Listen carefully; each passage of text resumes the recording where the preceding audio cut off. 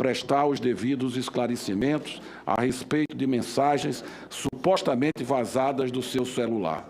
Independentemente da autenticidade ou não dessas mensagens, está muito claro que o ministro da Justiça foi vítima de graves crimes, cujos autores precisam ser identificados e punidos onde quer que se encontre.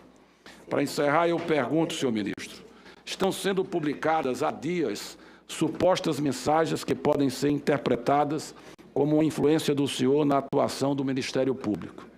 Mas quem conhece o nosso sistema jurídico sabe que conversas entre procuradores, juízes e advogados acontecem. É comum a expressão embargos auriculares. Eu queria entender que crime haveria nessas trocas de mensagens até aqui divulgadas. O senhor tem preocupação que as divulgações de supostas conversas possam manchar ou impedir investigações da Lava Jato no futuro?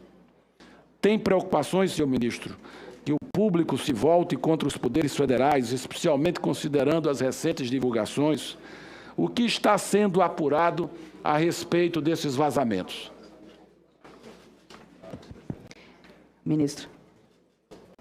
Bem, eu agradeço as considerações, senador. Realmente há uma série de projetos importantes lá dentro do Ministério da Justiça. E nós temos observado, de fato, essa redução estatística do número de crimes. Hoje nós temos estatísticas oficiais através do Sinesp. Realmente os dados têm apontado, nós temos os dados até fevereiro, uma queda na taxa de assassinatos de 23%. Claro que não é um mérito do governo federal, exclusivamente, os governos estaduais também estão trabalhando duro para a redução desses crimes, e a questão da criminalidade, há muitas causas aí na redução. Mas isso indica que estamos no caminho certo, embora haja muito a ser feito. De fato, como Vossa Excelência colocou, é normal no Brasil esses contatos entre juiz, advogado e Ministério Público ou com policiais. O que tem que ser avaliado é o conteúdo desses contatos. Né? Como coloquei, não posso aqui reconhecer a autenticidade, porque eu não tenho essas mensagens mais, e elas podem ter sido parcialmente adulteradas para gerar esse tipo de escândalo. Mas o fundo é que teve muito sensacionalismo.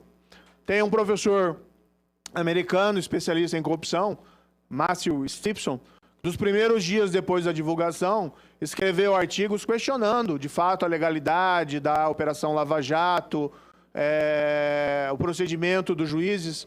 Depois, com alguma maior reflexão, alguns dias depois, ele escreveu um artigo em inglês. Ele tem um site Anti-Corruption, Global Anti-Corruption. Ele escreveu um artigo dizendo basicamente o incrível escândalo que encolheu, em que ele reavalia as primeiras afirmações que ele efetuou. Então, o que eu tenho observado desse site em particular é que ele divulga essas questões com absoluto sensacionalismo e sem que faça uma avaliação acurada do que aquelas afirmações que ele está realizando. Conversar com o advogado, saiu um artigo aqui no Estadão, Estado de São Paulo, de um dos advogados da Operação Lava Jato, né? Advogado Luiz Carlos Dias Torres, saiu no dia 15 de junho, ele fala que teve contatos comigo, verbais, que foi recebido. Eu recebia os advogados nas minhas salas.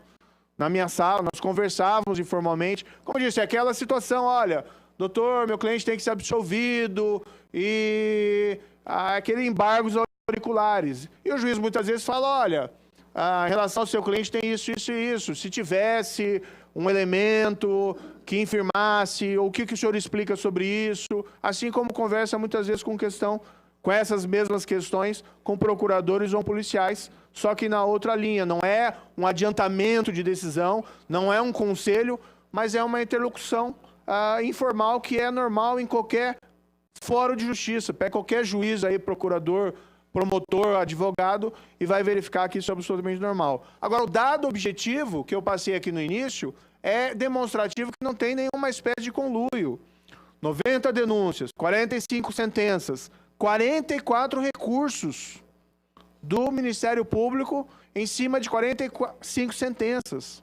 Né? Qual é o conluio? Qual é a convergência? 291 acusados, 211 condenações, 63 absolvições. Qual é o conluio? Qual que é a convergência? O que havia, no fundo, era muita divergência. Agora, também existe parcial convergência.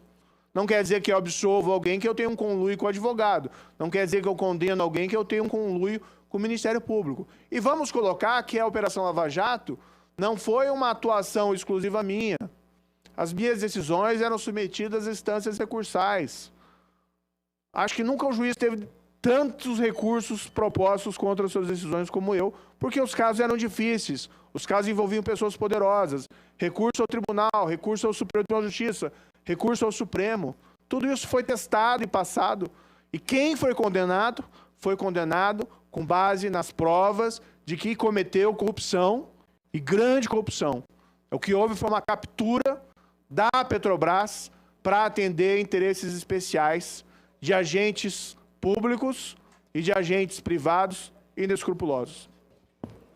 Senhor presidente, só um breve comentário, não vou fazer uma réplica, apenas para reforçar a argumentação do ministro Sérgio Moro, um grande jurista pernambucano que trabalhou como secretário executivo do Ministério da Justiça, tendo como titular o então ministro Fernando Lira, José Paulo Cavalcante Filho, também se pronunciou nesses últimos dias em Recife, dizendo de que o que foi divulgado pelo Intercept não caracteriza nenhuma irregularidade por parte do ministro Sérgio Moro. Portanto, gostaria de trazer esse depoimento de um grande jurista do meu estado, que é José Paulo Cavalcante Filho.